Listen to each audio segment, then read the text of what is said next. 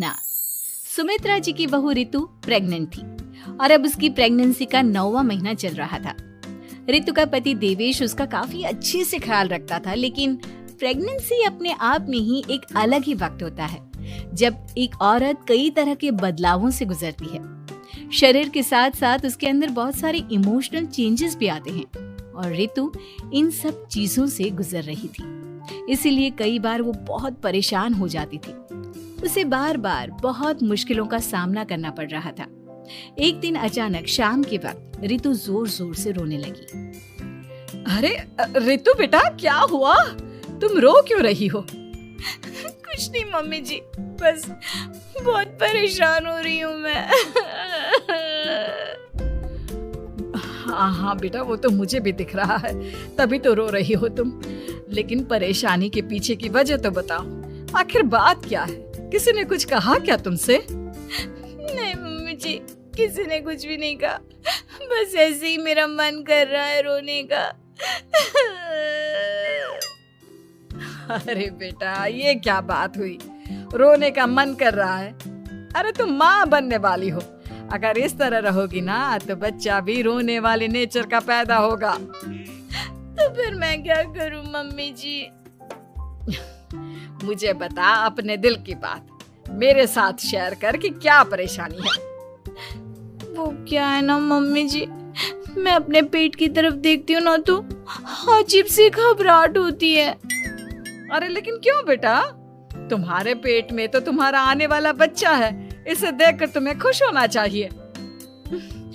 Mummy जी वो क्या है ना, मेरा पेट इतना बड़ा हो गया है, शरीर की हालत ऐसी हो गई है तो सोच सोच कर डर लगता है कि मैं कभी फिर से पहले जैसी स्लिम और ब्यूटीफुल हो पाऊंगी क्या।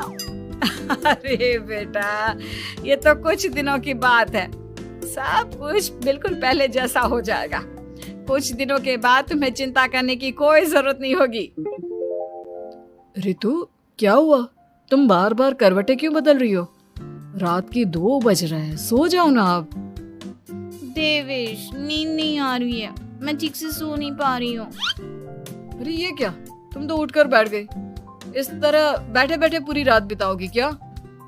क्या करूँ देवेश, पेट की वजह से जैसे ही लेटती हूँ अजीब सा लगने लगता है, ठीक से सो भी नहीं पाती।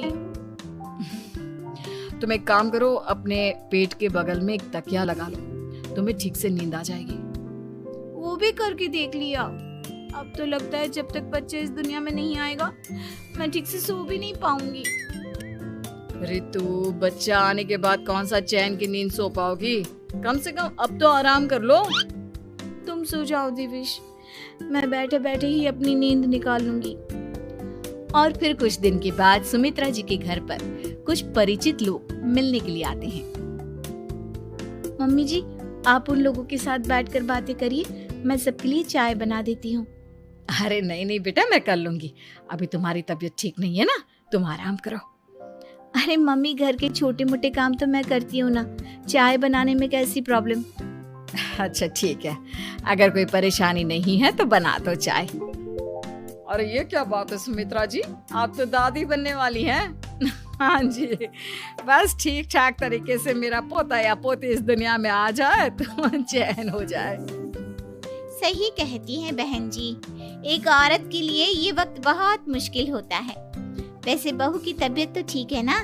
हाँ, तबीयत तो ठीक है, बस ऐसे ही थोड़ी बहुत परेशानी है जो इस वक्त होती है, उसी से गुजर रही है। पहली बार माँ बन रही है ना, कभी कभी परेशान हो जाती है। सुमित्रा जी रिश्तेदारों से बात करती है और उन्हें काफी देर हो जाती है। रिश्तेदारों के जाने के बाद, अरे रितु बेटा, तुम अभी तक किचन में काम कर रही हो? मैंने तुम्हें मना किया था ना, इतनी देर खड़े रहने की क्या जरूरत थी? मम्मी जी, वो मुझे लगा रात के खाने में देर हो जाएगी, इसलिए मैं साफ उधर बिजी थी तो मैं खाना बनाने लग गई थी। अरे बेटा, तुम तो बिल्कुल कुछ भी नहीं समझती, जरा अपने पैरों की हालत तो देखो। हाँ मम्मी जी, मुझे भी ना पैरों में बहुत भारीपन लग रहा है। ये भारीपन नहीं है, ज्यादा देर खड़े रहने की वजह से तुम्हारे पैरों में सूजन आ गई है। अब कमरे में जाकर आराम करो, चलो। और सुनो, अपने पैरों के नीचे ना तकिया लगा लेना, सर के नीचे मत लगाना, ठीक है? अपने कमरे में जाने के बाद। यार ये प्रेगनेंसी भी कितनी अजीब चीज है, कभी रोने का मन करता है, कभी हंसने का। घर में सब मुझे बहुत प्यार करते हैं, लेकिन प्रेगनेंसी की जो प्रॉब्लम्स मैं फेस कर रही हूँ वो मैं किसी को नहीं समझा सकती। ये सब कब ठीक होगा? और फिर एक रात अचानक रितु नींद में उठकर बैठ जाती है और अपने पूरे शरीर पर खुजली करने लगती है। देवेश की आंख खुलती है और वो रितु को इस तरह खुजली करते हुए देखता है। अरे क्या हुआ रितु, तुम ठीक तो हो ना? पता नहीं क्यों देवेश, लेकिन अचानक से पूरे शरीर में खुजली हो रही है।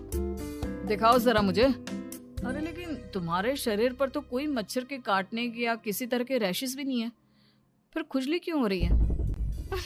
लगता है ये भी प्रेगनेंसी की कोई नई प्रॉब्लम है। अरे अरे परेशान मत हो, मैं मम्मी को बुला कर लाता हूँ। सुमित्रा जी के आने के बाद। अरे क्या बात है बेटा, इस तरह क्यों खुजली कर रही हो? अचानक से क्या हो गया तुम्हें? मम्मी जी ऐसा लग रहा है जैसे सर से पैर तक पूरे बदन में मच्छरों ने काट लिया हो। अरे लेकिन इसमें रोने की क्या बात है, चुप हो जा, सब ठीक हो जाएगा। हाँ मैं बहुत परेशान हो गई हूँ, बस अब जल्दी से बच्चा इस दुनिया में आ जाना चाहिए ताकि मुझे इन सारी प्रॉब्लम से मुक्ति मिले। ऐसा नहीं कहते रितु, माँ बनना तो दुनिया की सबसे बड़ी खुशखबरी है और ये सारी परेशानियां तो सबके साथ होती है।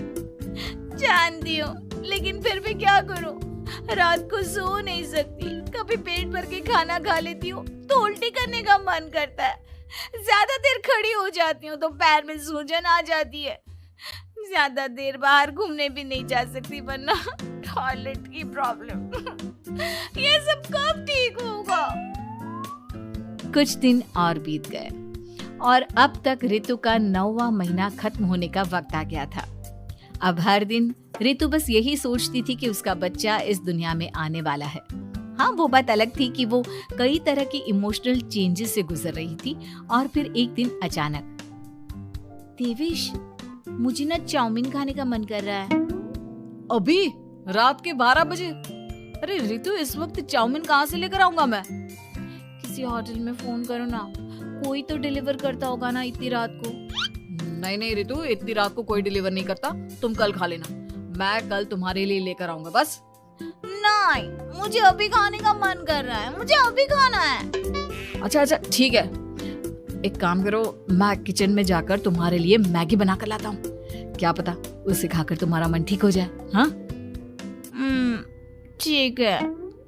देवेश रितु को मैगी बनाकर खिला देता है, लेकिन अगले दिन अचानक से रितु की तबीयत खराब हो जाती है।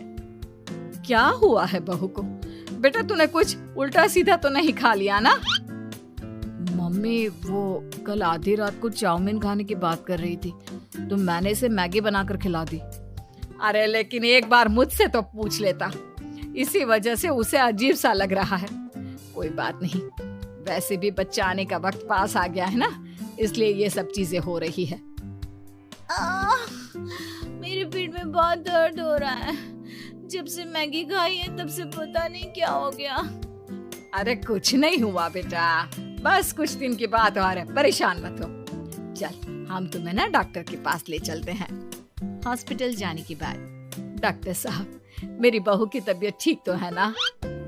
हाँ वैसे तो सब कुछ ठीक लगता है, डाइजेशन का प्रॉब्लम हो गया है, ऐसे वक्त में हो जाता है। प्रेगनेंसी की वजह से पेट के ऊपर बहुत प्रेशर आ जाता है, इसलिए डाइजेशन थोड़ा वीक हो जाता है। और उन्होंने रात के वक्त मैगी खा ली, इसलिए उनको ये प्रॉब्लम हो गया।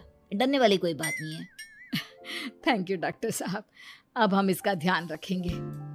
लेकिन अब रितु की डिलीवरी का वक्त पास आ गया है, आपको उनका पहले से भी ज्यादा ध्यान रखना होगा। मैंने चेकअप कर लिया है, 1 सप्ताह के अंदर रितु की डिलीवरी होने के पूरे चांस है। एक दिन अचानक किचन में काम करते करते रितु के पेट में बहुत तेज दर्द होने लगता है। देवेश, मम्मी जी जल्दी आइए।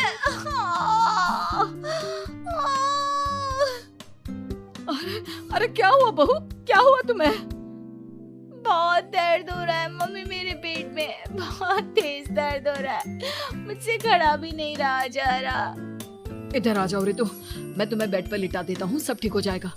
बेटा, मुझे लगता है इसके डिलीवरी का वक्त पास आ गया है। अब हमें रितु को हॉस्पिटल ले जाना होगा। वैसे भी डॉक्टर ने कहा था कि 1 सप्ताह के अंदर डिलीवरी कभी भी हो सकती है। मुझे बहुत दर्द हो रहा है, ऐसा लग रहा है जैसे मैं मर जाऊंगी। प्लीज मुझे बचा लो देवेश। अरे रितु, घबराओ मत, ऐसा कुछ नहीं होगा। हॉस्पिटल पहुंचने के बाद आप जल्दी से रितु को एडमिट करवा दीजिए और आप लोग बाहर वेट करिए। नहीं, मुझे बहुत दर्द हो रहा है। रितु, समझने की कोशिश करो, सब कुछ ठीक हो जाएगा। रितु को लेबर पेन शुरू हो गया था और वो काफी तकलीफ से गुजर रही थी। एक बच्चे को जन्म देते समय औरत जिस तकलीफ से गुजरती है उसे सिर्फ वही समझ सकती है। रितु की तकलीफ को देखकर देवेश भी काफी इमोशनल हो गया था।